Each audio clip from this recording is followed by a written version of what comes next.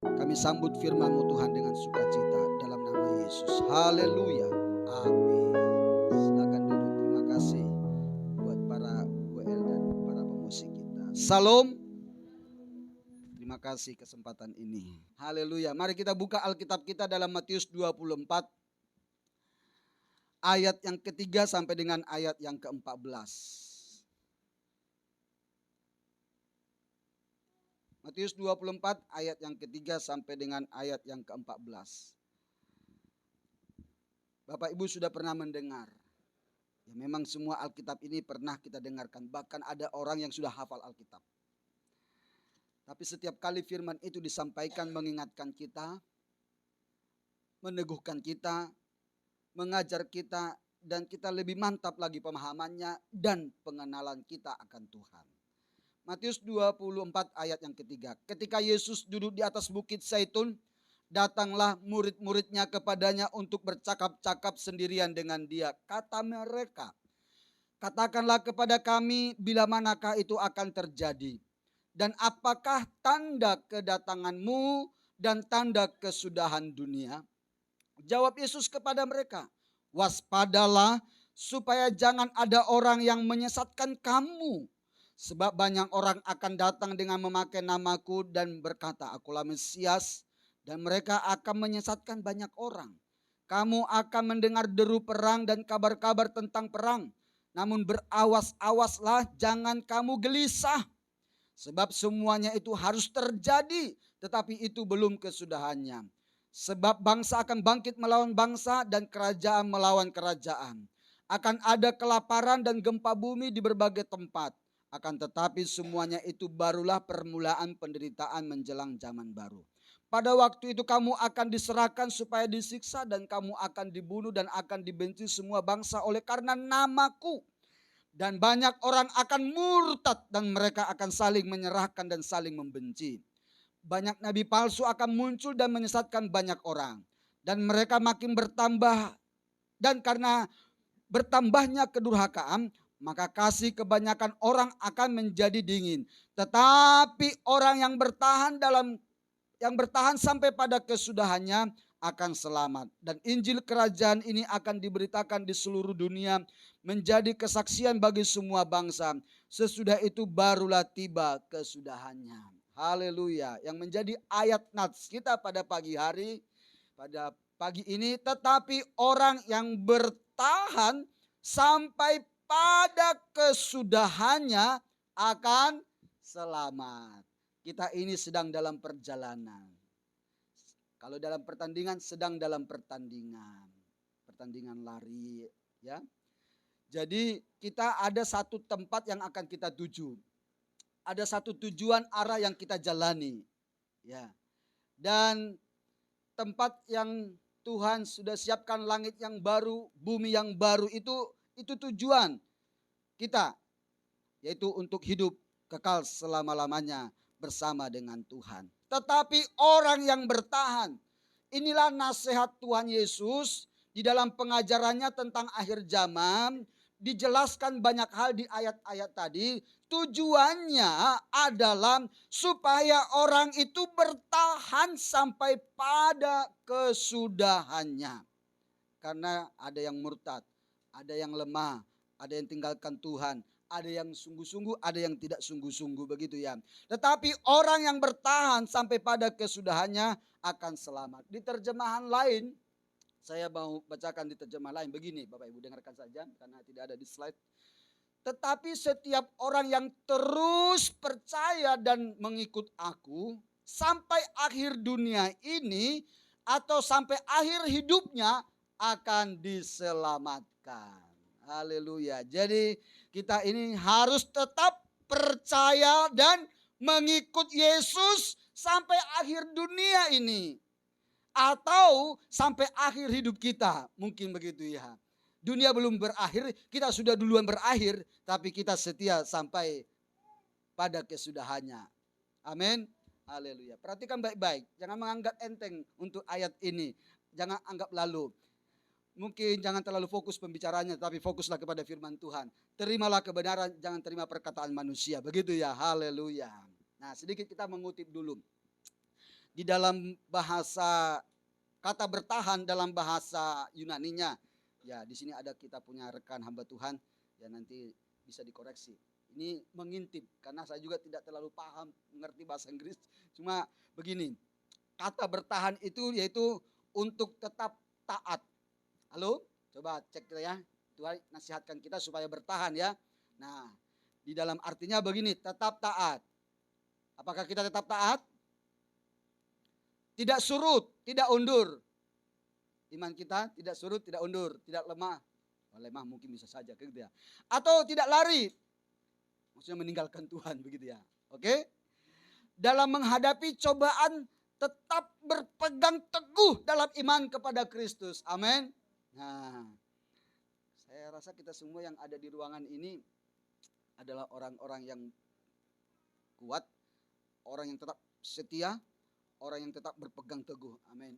Haleluya. Tapi tidak sedikit juga kita punya teman, rekan mungkin itu menjadi beban doa kita bantu mereka supaya mereka kembali kepada Tuhan begitu ya. Tetapi orang yang bertahan itu, orang yang kuat itu walaupun dalam menghadapi cobaan tetap berpegang teguh dalam iman kepada Tuhan. Jadi bukan masalah lahiriah kita, bukan masalah jabatan kita, bukan masalah pangkat kita, bukan masalah keturunan kita, warna kulit kita, apapun keberadaan kita, punya deposito tidak, punya simpanan tidak, mungkin kita nol hari ini, itu tidak masalah. Maksudnya nol secara keuangan begitu ya, tidak jadi masalah. Yang penting kita walaupun dalam ujian-ujian yang Tuhan izinkan, mungkin cobaan-cobaan yang ada saat ini, mari Bapak Ibu Saudara berpegang teguhlah kepada Tuhan. Tetaplah percaya kepada Tuhan. Tetaplah taat kepada Tuhan. Tetaplah setia kepada Tuhan. Amin. Karena tidak sedikit orang ketika menghadapi cobaan itu mundur. Tidak lagi setia beribadah. Tidak lagi taat dan sebagainya. Nah, pengertian yang lain untuk tinggal tetap di dalam Tuhan. Ya. Memiliki ketabahan dalam menanggung cobaan tadi. Nah, tabah, kuat. Ini kata-kata penghiburan. Sabar menderita. Kira-kira itu lebih kurang dari kata bertahan. Dari pemahaman pengertian itu cukup panjang dan lebar ya. Kiranya Roh Kudus tolong kita. Mampukan kita. Supaya kita bertahan. Tetap kuat. Kalau kita melihat pembacaan yang tadi kita baca. Mengapa kita perlu memiliki ketahanan rohani? Dari bacaan tadi. Ya, ada hal-hal yang bisa menggoyahkan iman kita. Ada yang bisa menggoyahkan iman kita. Seperti yang dijelaskan dalam perikop ini. Saya ulangi, yaitu ada penyesatan. Ya, oleh nabi palsu dan mesias palsu. Itu jelas tadi disebutkan. Juga ada yang menyebabkan kegelisahan, ketakutan karena apa? Mendengar kabar-kabar tentang perang. Bangsa melawan bangsa tadi disebutkan. Kerajaan melawan kerajaan. Dan juga ada kelaparan dan gempa bumi. Artinya begini, akibat dari ini dampaknya apa? Mungkin dampak itulah yang membuat banyak orang takut, gelisah juga. Namun bagi mereka takut. Kalau kita, mari pilihan kita mana? Tapi hal-hal ini bisa menyebabkan banyak orang ketakutan. Gempa bumi, perang, kita tahu perang itu berdampak, gitu ya. Banyak hal dampaknya itu memang menyebabkan banyak orang takut, gelisah, gitu ya. Tidak bisa tidur, begitu ya. Minimal tidak bisa tidur mungkin kepikiran. Ya. Jadi orang yang tetap percaya mengandalkan Tuhan, berharap kepada Tuhan, kalau kita memiliki kekuatan rohani, ketahanan rohani, memang seharusnya waktunya tidur tetap bisa tidur. Kan gitu ya. Ya toh? Nah, gitu seharusnya, kan gitu ya. Kalau dibawa kepada pikiran yang gelisah, kepada pikiran yang stres, dipikirkan pun kadang tidak ada jalan keluar solusinya. Ya waktunya tidur saja. Tentu sebelumnya berdoa, serahkan pada Tuhan semua kehidupan kita. Apa yang ada di depan kita, apa yang ada Maksudnya yang terjadi, yang kita alami dalam kehidupan kita. Ada penyiksaan, ada pembunuhan, ada banyak orang akan murtad, saling membenci. Kasih kebanyakan orang menjadi dingin. Ini bisa menyebabkan ya. Oleh sebab itu perhatikan diri kita. Perhatikan ya, jangan sampai kasih itu menurun, semakin dingin. Semangat itu, saya yakin di dalam kasih yang besar ada semangat yang besar. Mengasihi Tuhan, punya semangat mencintai Tuhan. Haleluya. Jadi kalau kasihnya semakin dingin, tentu juga semakin semangatnya juga merosot, begitu ya.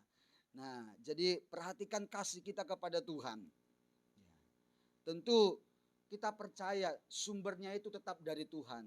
Itu sebabnya kalau merasa kasihnya dingin, hidupnya hampa, kosong, kalau merasa begitu, jangan dibiarkan Bapak Ibu. Datang ke sumbernya. Kita datang kepada Tuhan. Buka hati kita selebar-lebarnya. Sebegitu besar kerinduan kita, bejana yang kita bawa kepada Tuhan, Tuhan akan isi penuh. Yang percaya katakan amin. Maka cepat-cepat datang kepada Tuhan. Apakah kamu berdosa atau tidak? Datang dulu kepada Tuhan. Ya, memang kan penyebab itu bisa karena dosa, kesalahan kita. Maka kasih kita semakin merosot dingin. Ya, bisa saja terjadi. Tapi yang penting datang dulu kepada Tuhan. Rendahkan diri kepada Tuhan. Sadari keberadaan kita. Saya ini kok kasih saya dingin ya.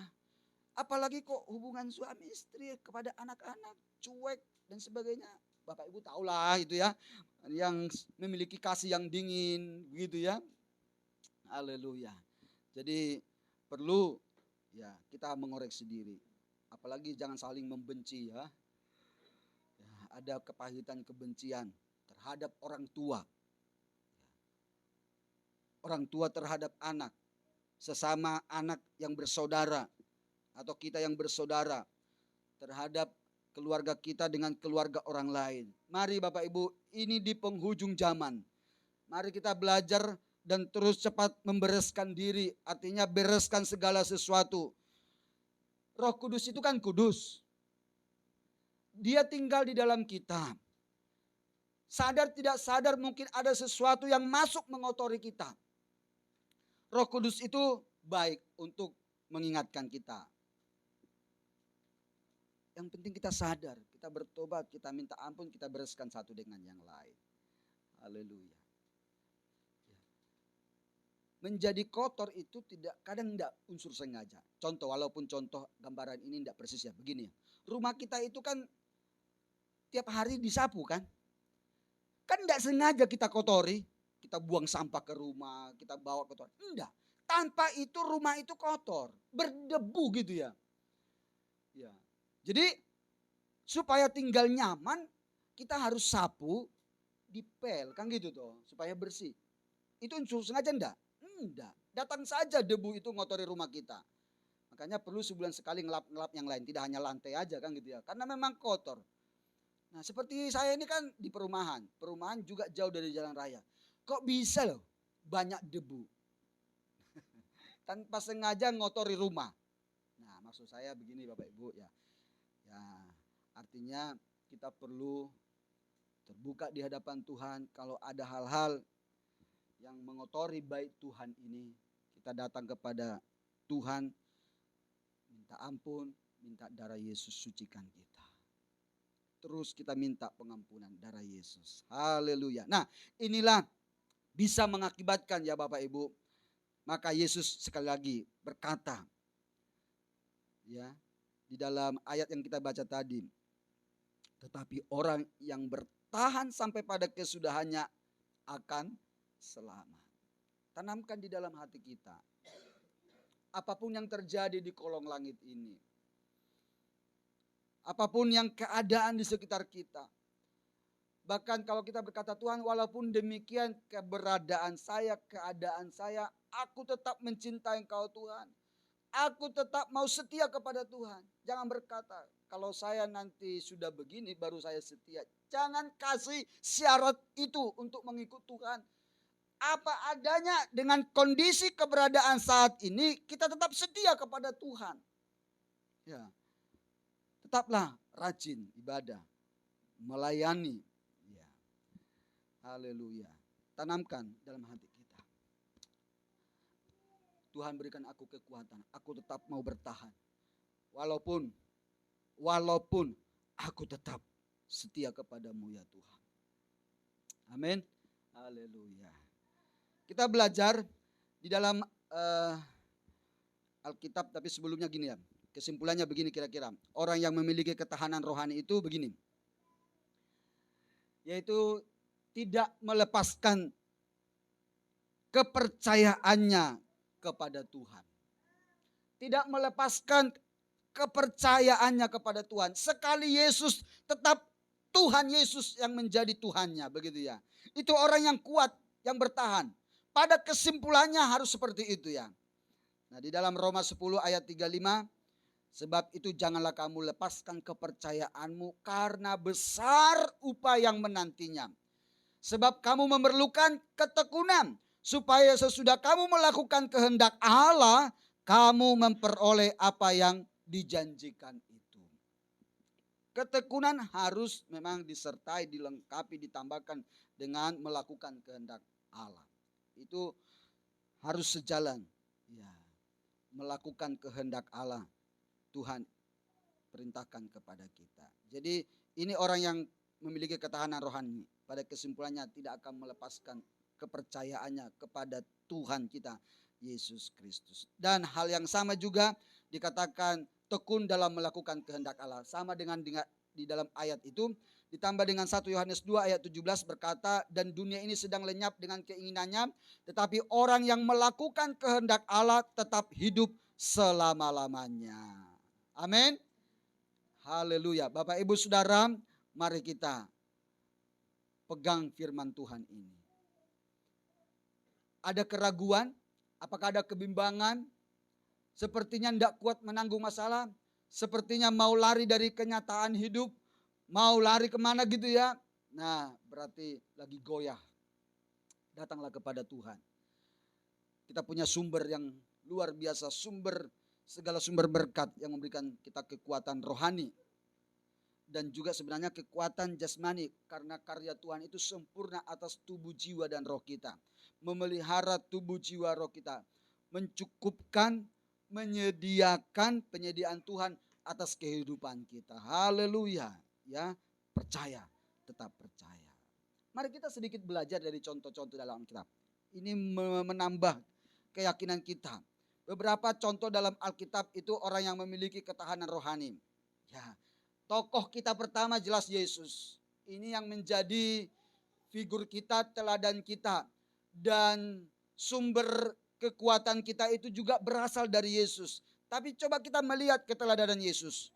Pada waktu malam hari sebelum ia ditangkap dan diserahkan oleh Yudas, kita tahu ceritanya ya, untuk disalib. Yesus kan merasakan penderitaan yang berat yang akan dijalaninya, kan dia tahu apa yang akan dihadapinya.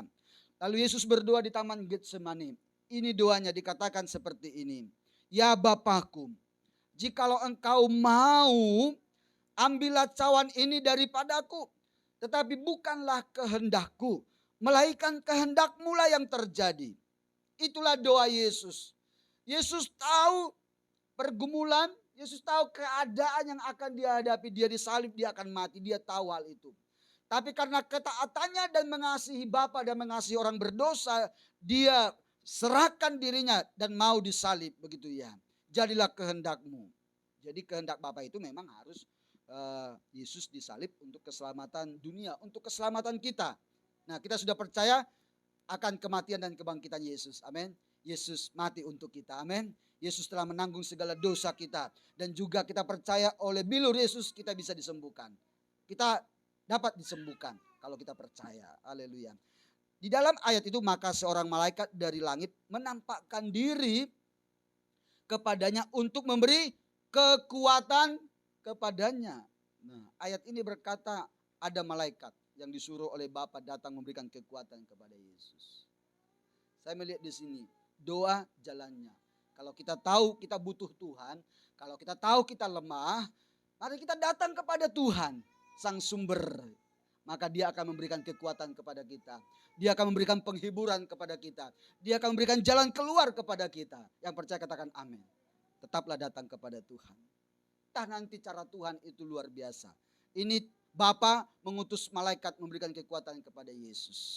Nah, kepada kita banyak cara Tuhan akan lakukan di dalam kehidupan kita. Itulah Yesus menjadi contoh yang memiliki ketahanan rohani sampai mati di kayu salib. Haleluya. Sebenarnya untuk contoh-contoh di bawah ini tidak ada yang lebih hebat dari Tuhan Yesus memang. Ya. Tapi tidak apa-apa, kita mau belajar. Seperti yang kedua ada Rasul Paulus ini, Bapak Ibu Saudara. Paulus ini juga adalah orang yang memiliki ketahanan rohani. Dia hamba Tuhan besar, ya. Hamba Tuhan besar.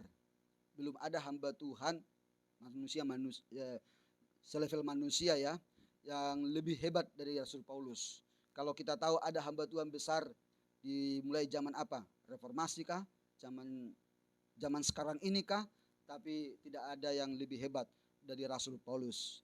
Nah, dari pengakuannya begini Bapak Ibu Saudara, dia memiliki ketahanan rohani yang luar biasa. Dia berkata seperti ini, tetapi harta ini kami punyai dalam bejana tanah liat, supaya nyata bahwa kekuatan yang melimpah-limpah itu berasal dari Allah. Amin. Kekuatan yang melimpah-limpah itu dari Allah. Percayalah, mintalah, Tuhan akan berikan. Kekuatan yang melimpah-limpah itu berasal dari Allah, bukan dari diri kami.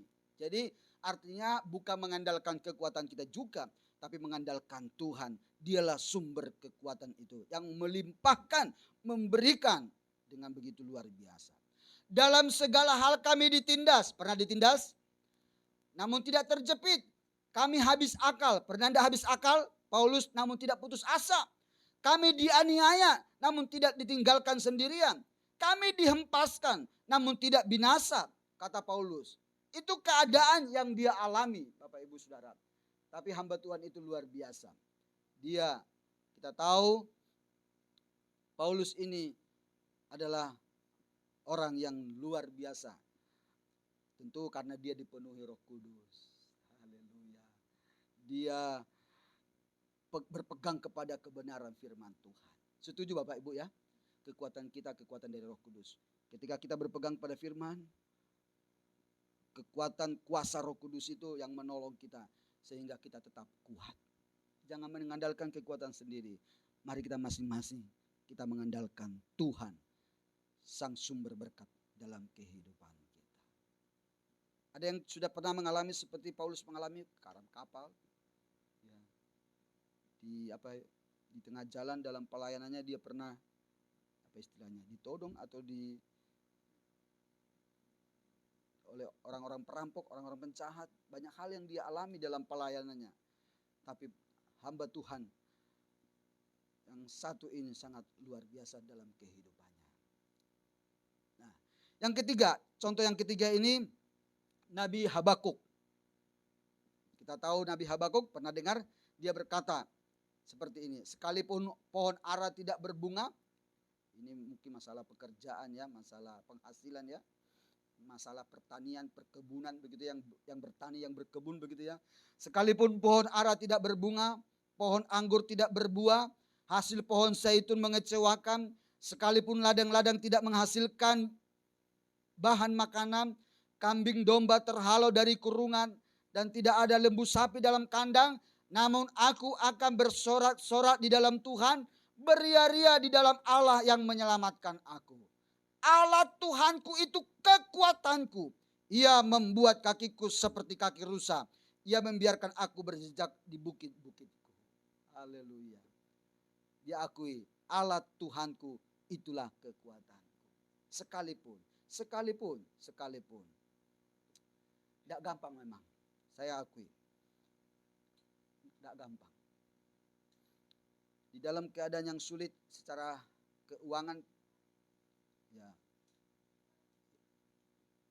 pendapatan, pemasukan dibanding-bandingkan. Karena mungkin kita kan tidak ada yang jadi petani di sini ya, tidak punya pohon anggur, tapi secara penghasilan mungkin kita dikatakan tidak cukup, gitu ya. Ada orang berkata tidak cukup. Sebenarnya cukup sih, cuma kalau ditanya orang berkata negatif gitu loh. Ya, artinya positif aja. Cukup tidak cukup, ya cukup gitu loh. Nyatanya bisa hidup gitu loh. Ini orang ini ragu-ragu itu bagaimana ya? Jadi artinya gini, bagaimana kehidupanmu sepanjang tahun itu? Ya gitulah Pak. Ya susah. Lalu berani berkata, tidak cukup Pak. Loh, kok tidak cukup? Kamu ada sampai hari ini tidak cukup, kok bisa gitu loh? Iya Pak, soalnya saya ini tiap minggu, tiap bulan minjam Pak, ngutang. Aduh, hidup dalam pinjaman, hidup dalam utang, hutang sana, hutang sini, hutang sana, hutang sini gitu ya. Ya ampun. Jadi hati-hati ya Bapak Ibu. Lebih baik berpada kepada yang ada, andalkan Tuhan ya. Amin. Ya. Susah memang untuk ngomong, tapi saya pun bukan berarti sudah hebat, enggak. Dan pun pernah mengalami hanya nasi campur air hangat garam itu pun pernah makan gitu loh istilahnya gitu ya. Enak loh itu. Nasi putih kan kasih air hangat, kasih garam titik, jangan kebanyakan. Makanya ini kebanyakan mungkin jadi sudah apa ya, tensi. Sekarang sudah ada hipertensi. Nah maksudnya dalam keadaan sangat sederhana, ya tidak selamanya seperti itu. Tapi artinya gini loh, jangan sampai iman kita surut, jangan sampai kita mengandalkan manusia, tidak dengan perhitungan pinjam sana, pinjam ini, dililit utang. Tetangga saya tanya, ini kenapa rumah ini terus didatangi oleh, Bu, Pak, saya pernah datang, kebetulan saya di depan rumah, Pak, orang ini di mana ya? Saya nggak tahu Bu, gitu ya. Nah, dengar katanya dia punya banyak ya pinjam sana pinjam sini, jadi banyak orang yang datang nagih begitu ya. Ya itu orang sana begitu ya Bapak Ibu ya. Nah andai kata kita bisa belajar beriman kepada Tuhan, tetap mengandalkan Tuhan, kita punya iman seperti Habakuk dan memiliki ketahanan rohani seperti Habakuk. Cobalah kalau kita sungguh-sungguh diuji. Tapi kadang-kadang kan daging ini 1 hari mungkin masih bisa, 2 hari kayaknya udah lemes gitu ya, 3 hari opo mana Tuhan gitu ya. Pak ingat 3 hari puasa kayaknya nggak mati Pak ya, walaupun nggak makan nggak minum ya. Yesus saja 40 hari, tapi untuk Yesus mungkin kita tidak bisa mengikuti ya. Tapi saya dengar begitu, 3 hari tidak makan tidak minum tidak akan mati. Ya, saya tidak nganjurkan ya. Maksudnya jangan terlalu takut, itu maksudnya. Ketakutan itu yang membuat sehingga kita tidak bisa beriman, berserah, begitu ya. Sehingga kita cari sekeliling kita, cari solusi jalan manusia, kekuatan manusia. Kita mau pinjam tidak dikasih karena memang dia tidak bisa, kita malahan kecewa, nambah dosa malahan gitu ya. Nambah dosa. Tadi ini sudah tidak berharap kepada Tuhan, mau minta pinjaman, orang itu tidak ngasih, kita kecewa dengan dia, sakit hati dengan dia, apalagi ikut pendeta mana nggak bisa nolong gitu ya, nggak ada kasihnya belas gitu ya. Nah jadi tambah disalahin begitu ya. Haleluya. Mari Bapak Ibu, kita semua berfokus kepada Tuhan, percaya kepada apa Tuhan yang katakan. Contoh-contoh ini memberikan pelajaran buat kita untuk tetap percaya kepada Tuhan. Haleluya. Amin. Contoh yang berikut, yang terakhir, Ayub. Nah, kita pernah mendengarkan Ayub ini, jadi singkat-singkat saja. Apa pengakuan Ayub? Katanya, dengan telanjang aku keluar dari kandungan ibuku, dengan telanjang juga aku akan kembali ke dalamnya. Betul ya? Betul? Ada yang mau meralat ayat ini? Ya, dengan telanjang aku keluar dari kandungan ibuku, dengan telanjang juga aku akan kembali ke dalamnya. Kalau di kubur saya masih dikasih minimal satu pakaian lengkap gitu ya. Tuhan yang memberi, Tuhan yang mengambil, terpujilah nama Tuhan. Dalam kesemuanya itu Ayub tidak berbuat dosa dan tidak pernah menuduh Allah berbuat yang kurang patut. Dari contoh kehidupan Ayub ini memberikan pelajaran buat kita, untuk kita tetap percaya, berharap kepada Tuhan. Mungkin dalam suasana duka sering ayat ini dimunculkan. Menjadi penghiburan. Kalau Tuhan yang memberi, Tuhan yang mengambil. Jadi artinya kepulangan orang yang dikasihi. Terpujilah nama Tuhan. Artinya itu kedaulatannya Tuhan. Ya, saya akan lari sedikit. Apakah juga keuangan bisa terjadi? Ya, di dalam hal keuangan, tidak hanya dalam nyawa seseorang meninggal ya. Dalam keadaan, dalam keuangan, benda kita kadang-kadang bisa kita kehilangan. Begitu ya. Apapun kita bisa kehilangan, begitu ya. Tapi ini yang menjadi pegangan kita. Dalam kesemuanya itu Ayub tidak berbuat dosa. Dan tidak menuduh Allah berbuat yang kurang patut. Pegang ayat ini. Amin. Kita tetap bersyukur. Ya sudahlah. Kalau uang hilang, uang bisa dicari. Ya itu kata-kata penghiburan kan gitu ya. Ya. Kalau saudara kita sudah mendahului kita, kita percaya nanti kalau sama-sama mati di dalam Tuhan, kita akan ketemu. Begitu ya. Penghiburan begitu ya. Jangan sampai kita berdosa kata firman Tuhan. Apalagi menuduh Allah, menyalahkan Tuhan. Ya, jadi jangan sampai kita berkata-kata yang negatif bahkan sampai menyalahkan Tuhan dalam keadaan situasi yang kita hadapi. Ya, di hari-hari ini, di masa-masa yang sulit ini. Haleluya. Bagi yang sulit ya, kalau mereka merasa hari-hari ini tidak sulit, biasa-biasa saja, masih bisa pendapatan lebih banyak daripada pengeluaran, enak-enak aja, santai-santai aja, mungkin pikirnya tidak apa-apa. Ya Tuhan baik, masih bisa berkata ya Tuhan baik, haleluya, begitu ya. Tapi mungkin ada yang dalam kehidupannya tidak seperti itu. Mari jangan kecewa dengan Tuhan. Jangan kecewa dengan sesama orang tua, sesama hamba Tuhan, sesama pelayan, sesama jemaat. Jangan mengandalkan itu semuanya. Andalkanlah Tuhan, percaya kepada Tuhan. Memang Tuhan itu baik sebenarnya. Kalau kita sungguh-sungguh di dalam Tuhan dan itu menjadi kebutuhan itu, seperti Elia dipelihara oleh Tuhan, dikirim burung gagak untuk memelihara. Percaya enggak Bapak Ibu?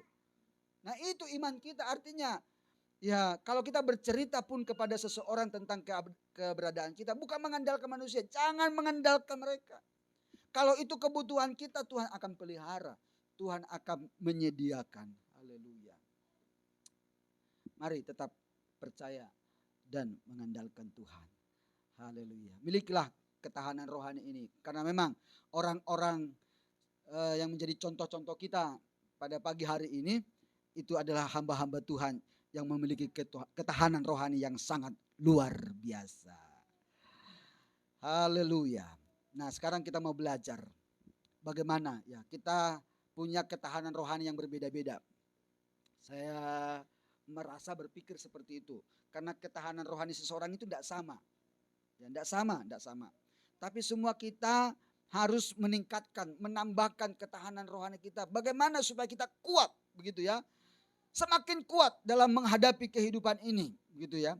Harus kita kerjakan. Harus ada bagian yang kita harus lakukan dalam kehidupan ini. Ada banyak orang mengerjakan ketahanan fisiknya, tidak salah ya. Berolahraga itu juga diajarkan oleh firman Tuhan, walaupun memang terbatas. Penting tapi terbatas. Tapi ketahanan rohani sangat penting, begitu ya. Dan tidak terbatas, kira-kira begitu ya. Mari, apa yang harus kita lakukan supaya mendapatkan ketahanan rohani? Yang pertama kita lihat di dalam Yohanes 6 ayat yang ke-27 berkata begini. Bekerjalah bukan untuk makanan yang akan dapat binasa. Makanan yang akan dapat binasa. Bekerja bukan untuk, maksudnya bukan itu yang menjadi fokus kita. Bukan untuk makanan yang akan dapat binasa. Kira-kira tahu ya Bapak Ibu ya? Apa? Ada yang menjawab tuh, ada suara saya dengar. Ya. Bekerjalah bukan untuk makanan yang akan dapat binasa, melainkan untuk makanan yang bertahan sampai kepada hidup yang kekal yang akan diberikan anak manusia kepadamu. Sebab dialah yang disahkan oleh Bapa Allah dengan meterainya. Yesus itu yang disahkan oleh Bapa, yang akan memberikan kepada kita. Kalau kita yaitu bekerja tidak hanya untuk makanan jasmani, mungkin kira-kira begitu ya terjemahannya, penafsirannya, tetapi untuk makanan yang bertahan sampai kepada hidup yang kekal. Bapak Ibu, bekerja, kita semua bekerja, berusaha secara mendapatkan uang, bekerja secara sekuler, bekerja ya dalam usaha apapun, kita bekerja untuk apa? Untuk mendapatkan uang supaya kita bisa hidup. Ya, salah satunya untuk membelikan bahan pokok makanan untuk dimakan, begitu ya. Tidak hanya itu sebenarnya. Makanya kita harus perhatikan hal rohani kita. Karena firman Tuhan juga sudah berkata manusia hidup bukan dari roti saja, tapi dari setiap firman yang keluar dari Allah, dari mulut Allah. Berarti kita butuh makanan rohani, kita butuh makanan jasmani. Artinya jangan hanya bekerja saja untuk makanan jasmani, tapi bekerjalah, usahakanlah untuk makanan rohani kita. Ya. Jadi orang berusaha bekerja untuk hal lahiriah jasmani. Bahkan lebih dari cukup makan, mungkin dia bisa menimbun hartanya. Berkata, ini supaya ada kepada anak keturunan, anak cucuku. Saya siapkan ini sampai keturunan yang ketujuh, begitu ya. Gak usah. Kalau kita anak Tuhan tidak perlu gitu ya. Tidak perlu itu. Ya, haleluya. Karena dia hanya memikirkan untuk deposito di dunia ini saja. Tapi kita harus seimbang. Kita harus juga memikirkan, mengerjakan, berkarya, mengusahakan untuk hal makanan rohani kita. Artinya supaya rohani kita bertumbuh, menjadi dewasa. Memikirkan hal-hal kerajaan surga. Ya, itu harus kita pikirkan Bapak Ibu. Haleluya. Ini silakan diusahakan ya. Kadang-kadang artinya di Wahyu kan dikatakan belilah daripadaku. Jadi sampai Tuhan juga suruh belilah daripadaku, gitu ya. Jadi sepertinya pikiran kita beli dengan uang begitu ya. Ya, tidak hanya dengan uang saja. Artinya bagaimana usaha kita untuk memperhatikan jasmani, rohani, bekerja untuk hal lahiriah, bekerja untuk hal rohani kita juga harus penting Bapak Ibu. Jangan sampai lupa perkara kerajaan surga. Jangan sampai lupa hal-hal yang kehidupan kekal. Jangan sampai lupa untuk iman kita, kerohanian kita. Jangan sampai lupa. Ya. Jangan sampai lupa Bapak Ibu. Perhatikan itu. Jasmani untuk di dunia ini saja, tapi untuk makanan rohani supaya kita sampai hidup kepada kekekalan yang Tuhan sudah berikan kepada kita. Haleluya. Jadi bekerjalah tidak hanya untuk jasmani saja, tapi untuk kita bisa sampai kepada kehidupan yang kekal. Melayani itu menurut saya bisa waktu, tenaga, dan perlu pengorbanan. Bahkan ada yang berkorban secara waktu dan bahkan dengan uang. Ada uang yang keluar begitu ya. Dan ada orang juga ikut seminar, ikut kuliah, ya ada yang orang bayari. Tapi artinya kita sampai ada nilai yang harus dikeluarkan untuk mendapatkan kebenaran, untuk belajar begitu ya. Jadi yang penting mari kita perhatikan begitu ya. Kalau bisa oke. Tapi artinya gini, jangan sampai kita lupa akan hal kerohanian kita ini. Jangan sampai kita tidak usahakan untuk makanan kerohanian kita ini. Setiap hari sebenarnya tidak perlu biaya secara keuangan untuk memikirkan perkara rohani kita, makanan rohani kita, untuk bekerja untuk makanan rohani kita begitu ya. Alkitab sudah tersedia di tangan kita, mungkin lewat HP ada Alkitab tertulis seperti ini, sudah tersedia. Bekerjalah untuk hal kehidupan kekal. Makanan rohani ini perlu dikerjakan Bapak Ibu. Tidak cukup hari Minggu seperti ini Bapak Ibu kita dengarkan khotbah, tidak cukup. Tidak cukup. Setiap hari kita harus rutin, rajin untuk mengerjakan, mengolah makanan rohani ini, begitu ya. Harus mengolah makanan rohani ini. Ini bahan bakunya memang ada, sudah tersedia. Tapi kita harus kerjakan, kita olah makanan rohani ini. Supaya menjadi enak dan bergizi masuk ke dalam kehidupan kita. Supaya kerohanian kita itu bertumbuh. Ya, menjadi dewasa Bapak Ibu. Ini tugas kita yang pertama ya. Bekerjalah untuk makanan yang bertahan sampai kepada hidup yang kekal. Bukan berarti bekerja untuk jasmani diabaikan. Tapi perhatikan hal ini. Supaya iman kita kuat. Kerohanian kita kuat. Begitu ya. Sehingga kalau firman itu sudah ada dalam kehidupan kita, maka dalam menghadapi apapun, ingat janji Tuhan. Lalu ketika menghadapi musuh, pakai pedang roh, firman Allah untuk melawan, begitu ya. Lalu kalau ada hal-hal yang lain, firman Tuhan berkata. Jadi firman itulah yang menjadi kekuatan rohani kita. Nah, andai kata kita tidak suka firman, andai kata kita malas baca firman Tuhan, bagaimana kita mendapatkan kekuatan rohani? Mari Bapak Ibu belajar terus. Baca terus. Tekun terus. Rindukan firman Tuhan. Kalau Bapak Ibu rindu firman Tuhan, pasti diusahakan. Kadang korban waktu memang. Bahkan ada orang yang kepingin belajar lebih lagi, mengeluarkan biaya, begitu ya. Ada. Tapi harus di atas kerinduan. Kerinduan akan Tuhan, kerinduan akan bertumbuh secara rohani. Ya.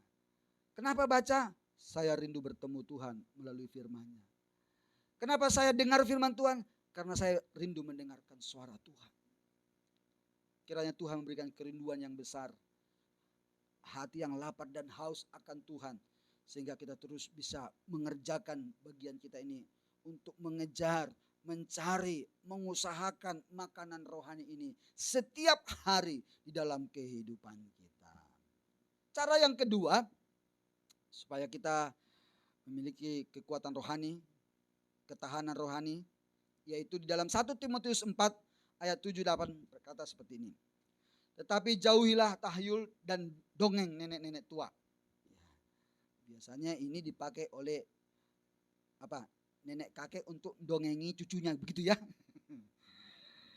Latihlah dirimu beribadah. Latihan badani terbatas gunanya. Nah ini tadi kan, olahraga itu penting, baik, terbatas. Penting tapi terbatas. Kepentingannya terbatas, begitu ya.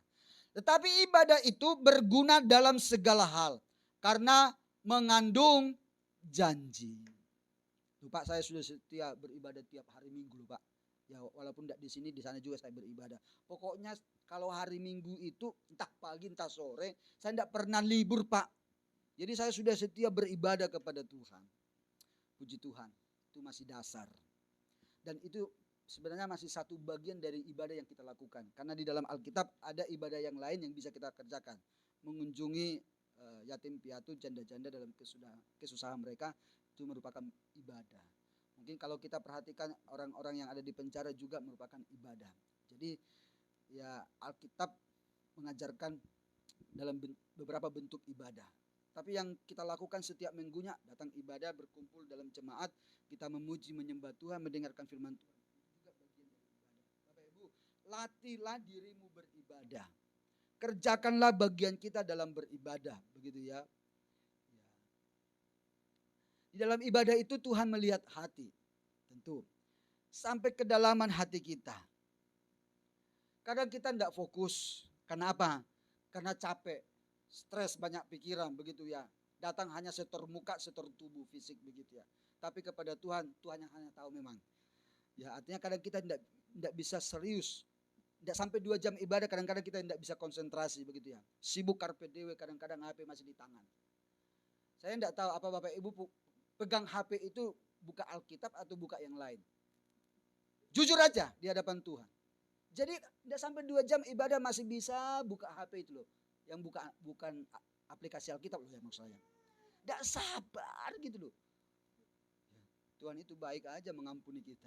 Tapi andai kata mungkin saya, aduh ini anakku ini 2 jam aja tidak sabar begitu ya. Halo? Masih bisa tidak nyimpan HP-nya itu 2 jam selama ibadah? Atau oke lah karena memang zaman teknologi gitu ya, Alkitab itu ada di HP. Bisa enggak hanya buka Alkitab tok selama 2 jam ibadah? Atau masih ngintip-ngintip WA-nya, ngintip Facebook-nya? Jujur. Bagaimana dengan ibadah yang sungguh di hadapan Tuhan, hal yang seperti itu? Enggak bapak-bapak, enggak anak muda semua banyak. Untung aja enggak banyak di sini, banyak di sana gitu ya. Halo? Sabar ya, maksudnya sabar itu penting, menahan diri gitu ya. Nggak usah dulu HP-an, enggak sampai 2 jam kok. Gitu. Fokus kepada Tuhan, sungguh-sungguh kepada Tuhan. Latih dirimu beribadah. Ya, saya tidak terlalu pandai untuk menjelaskan panjang lebar, tapi hal-hal yang kecil dan sederhana Bapak Ibu. Kesungguhan hati kita untuk beribadah secara korporat seperti ini. Ya. Melatih fisik tadi bisa, tiap minggu bisa datang. Tapi melatih dalam hati ini, pikiran ini fokus tertuju kepada Tuhan. Ya. Karena selalu ada yang di samping kita, yaitu tadi. Ya, benda yang satu ini yang selalu mempengaruhi kita. Ya. Yang pebisnis, siapa tahu ada masuk apa. Nah, 1 menit, 2 menit, 3 menit Bapak Ibu, sorry, pasti kita kehilangan konsentrasi lewat satu kalimat atau satu alinea dari penyampaian firman Tuhan. Apakah seperti itu sudah dikatakan ibadah yang sungguh-sungguh? Yes, terjemahkan sendiri aja Bapak Ibu ya. Tapi ya saya berharap tidak ada yang tersinggung di sini ya. Juga waktu kita MSK gitu loh, ojo, sabar aja dulu. Tinggal berapa kali lagi selesai, mari gitu terserah gitu ya. Pokoknya waktu ibadah, waktu mendengar firman Tuhan sabarlah gitu ya, sabar gitu ya. Saya juga bawa tab Alkitab. Kadang-kadang hati saya menuduh begini ya. Ini tetangga saya yang di depan belakang saya ini punya pemikiran yang sama dengan saya, sudah dewasa enggak? Begini. Saya juga tertuduh kalau saya buka HP ini sebenarnya kan saya buka Alkitabnya. Dan kadang-kadang kan kalau tab ini ada terjemahan, ada apa kan, jadi beberapa aplikasi yang berkaitan dengan Alkitab saya buka sambil dengarlah begitu ya. Jadi bukan buka yang lain. Jangan sampai nanti tangga saya ini, Pak Zanifar ini kok buka, bos, gak sungguh-sungguh ibadah gitu. Bagaimana ya caranya ya gitu ya. Kadang-kadang saya ya udah Tuhan tahu, saya tidak buka yang lain, hanya buka Alkitab dan sejenisnya, maksudnya yang pendukung kepada Alkitabnya kan gitu ya. Nah gitu ya. Jadi Bapak Ibu belajarlah untuk melatih dirimu beribadah. Amin. Renungkan. Nanti pasti di hal-hal yang lain, di sisi-sisi yang lain nanti Tuhan akan tolong kita. Tapi kalau hal yang dasar kita sudah datang dengan segenap hati, dengan sungguh-sungguh untuk fokus kepada Tuhan, mengerjakan yang terbaik untuk Tuhan dalam ibadah itu. Tidak sampai 2 jam, kadang maksimal 2 jam gitu ya untuk kita di sini. Mari kita kerjakan yang terbaik untuk Tuhan. Setuju? Haleluya. Nanti gini loh teman-teman, senggol temannya. Kamu jangan buka itu. Suka tidak suka, senang tidak senang, apa ya? Enak tidak enak, dengarkan aja dulu firman Tuhan. Gitu ya. Haleluya. Terus kita melatih diri ibadat. Sampai kapan? Sampai Yesus datang. Amin. Sampai Yesus datang kita terus beribadah kepada Tuhan. Karena berguna dalam segala hal. Mengandung janji untuk hidup ini dan untuk hidup yang akan datang. Janji Tuhan, ya dan amin. Pegang janji Tuhan, lakukan perintah Tuhan. Haleluya. Paulus di ayat yang lain berkata, yaitu segala perkara dapat kutanggung di dalam Dia yang memberikan kekuatan kepadaku. Amin. Itu Paulus. Kita percaya juga kekuatan yang dari Tuhan kepada Paulus, Tuhan juga berikan kekuatan kepada kita. Seperti Paulus berkata, kita juga dapat berkata, segala perkara dapat kutanggung di dalam Tuhan yang memberikan kekuatan kepadaku. Amin. Mari kita berdoa. Sebab kasih setia